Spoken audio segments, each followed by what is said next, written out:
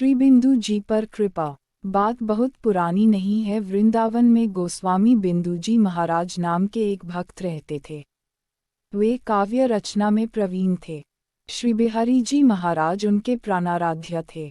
अतः प्रतिदिन एक नवीन रचना श्री बिहारी जी महाराज को सुनाने के लिए रचते और सायंकाल में जब बिहारी जी के दर्शन के लिए जाते तो उन्हें भेंट कराते। उनके मधुर कंठ की ध्वनि दर्शनार्थियों के हृदय को विमुग्ध कर देते। बिहारी जी से उनका सतत साक्षात्कार था। एक बार बिंदु जी महाराज ज्वरग्रस्त हो गए। कई दिनों तक कंपकंपी देकर ज्वर आता रहा। उनके शिष्यगण उनकी सेवा में लगे थे। वृंदावन में उस समय श्रवणलाल वैद्य आयुर्वेद के प्रतिष्ठित ज्ञाता थे। उनकी औषधि से बिंदु जी महाराज का ज्वर 3-4 दिनों बाद कुछ हल्का पड़ा। बिंदु जी के शिष्यों ने श्री बिहाराजी की श्रृंगार आरती से लौटकर चरणामृत और तुलसी पत्र अपने गुरुदेव बिंदु जी को दिया। बिंदु जी कहने लगे, किशोरीलाल, आज सांझ को श्री बिहारी जी के दर्शन करबे चलेंगे। पर महाराज, आपको तो कमजोरी बहुत ज्यादा है गई है, कैसे चल पाओगे? किशोरीलाल ने अपनी शंका प्रकट की।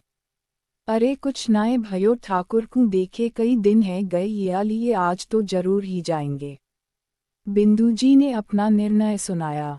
ठीक है, जो आज्ञा, कहकर किशोरीलाल अन्य कार्यों में व्यस्त हो गए।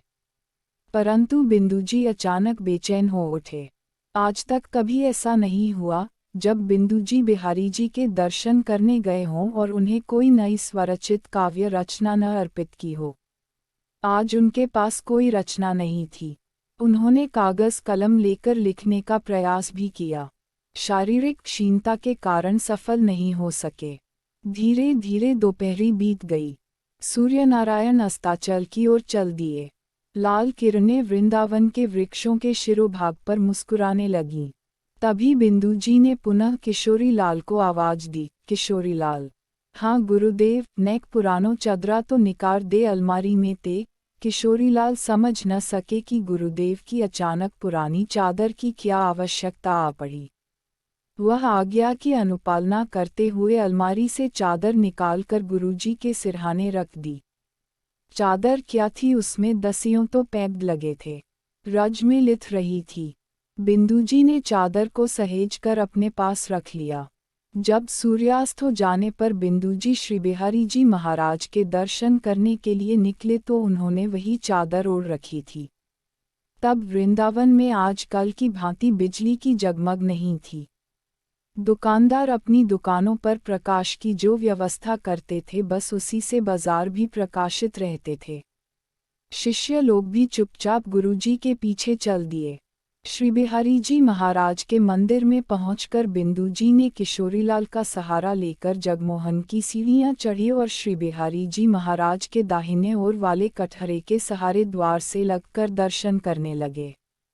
वे जितनी देर वहां खड़े रहे, उनकी दोनों आंखों से अश्रु की धारा अविरल रूप से प्रवाहित होती रही। आज कोई रचना तो थी नहीं जिसे बिहारी जी को सुनाते, अतः चुपचाप दर्शन करते रहे। काफी समय बीतने के बाद उन्होंने वहां से चलने की इच्छा से कटहरे पर सिर टिकाकर दंडवत प्रणाम किया। एक बार फिर अपने प्राणप्यारे को जी भर के देखा और जैसे ही कटहरे से उतरने लगे कि नूपुरों की ध्वनि ने उनके पैर रोक दिए। जो कुछ उन्होंने देखा वह अद्भुत था।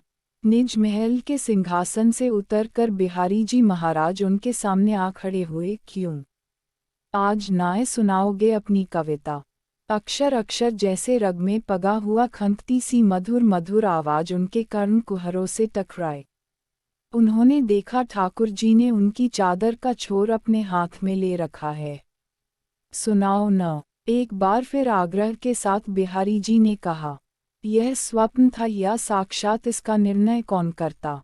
बिंदु जी तो जैसे आत्मसुध ही खो बैठे थे। शरीर की कमजोरी न जाने कहाँ विलुप्त हो गई। वे पुनः कटहरे का सहारा लेकर खड़े हो गए। आंखों से आंसुओं की धार, गदगद हृदय, पुलकित देह, जैसे आनंद का महास्रोत प्रकट हुआ हो। बिंदु जी की कंठ ध्वनि ने अचानक सबका ध्यान अपनी ओर खींचा। लोग कभी उनकी तरफ देखते, कभी उनकी चादर की ओर, किंतु श्री बिंदु थे कि श्री बिहारी जी महाराज की ओर अपलक दृष्टि से देख रहे थे।